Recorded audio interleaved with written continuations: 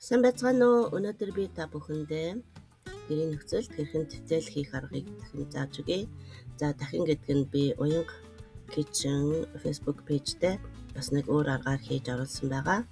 За энэ удаад маш хялбархан аргаар хийхийг дахин хийж оруулахаар шийдлээ. За эхлээд тэмдэлээ бэлтгэн. За эхлээд татсан махан дээрээ сонгон, сармис, өндөг, бусад амтлагч, за давс берц, нунтгалсан амтаж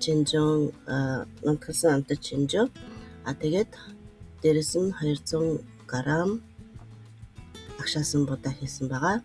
За эдгээрийгээ бүгдээр ингээд сайтар холиод утгана.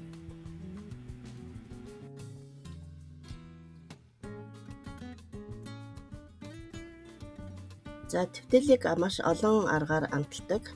За будааны оронд бас талах хийж болдог. Өөр олон төрлийн ногоотой бас хийж болдог. За би тэмдэлийг будаатай хийж идэх дуртай. За энэ удаад бас энэ аргаа хуваалцаж байна.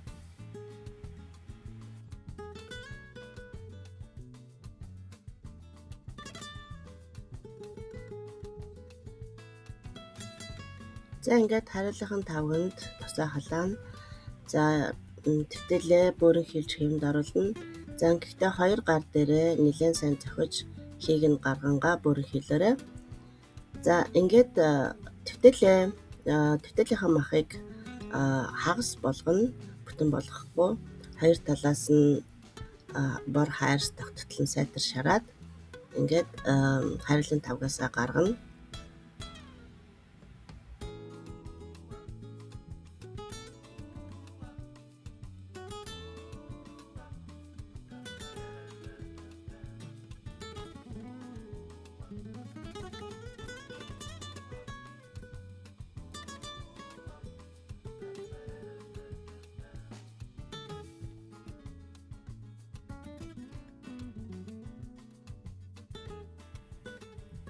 За дараагийн алхам бол сүмсээ бэлтгэх байгаа.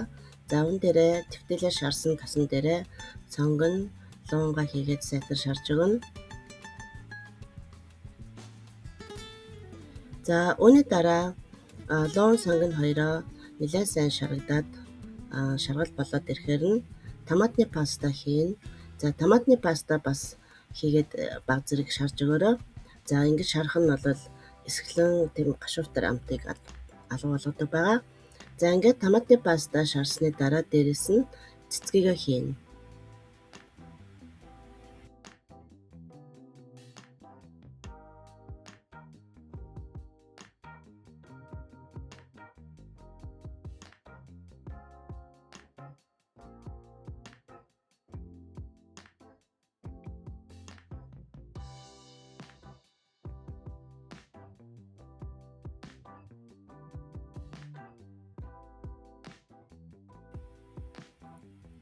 За ингээд цэцгийг мөн сайтар хольж утгасны дараа давс берцээр дахин амтлана. За давс берцээ их хийсний хэрэггүй, тэгвэл нэлээд гашууфтар амттай болно шүү. За ингээд амтлсны дараа дээрэс нь шарсан тэмдэлүүдээ өрж тавина. За ингээд тэмдэлүүдээ хийсний дараа дээрэс нь тэмдэлийнхаа дундуур хэсгээр хэмжээтэй ус хийнэ.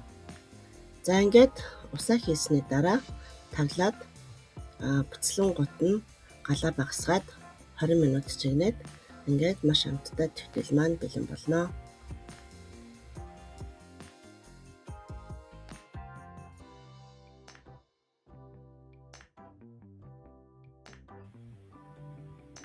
За ингээд 20 минутын дараа тэмдэл маань жигнэгдээд бэлэн боллоо. За үүнийг нугсан төмөстэй, чансан гомонтой, дурын амтлагч, дагалдагч гарниртайгаа хамт идээрэй. За энэ удаад би дун гомон чанж хамт идсэн байгаа. За ингээд маш амттай тэмдэл маань бэлэн боллоо. За гэрийнхнийгээ болон найзуудыгаа хүүхдүүдэд хийж амттай тэмдэлээр дайлаараа. Дараагийн бичлэг хүртэл баяртай. Анхаарал тавин үзсэнд баярлалаа.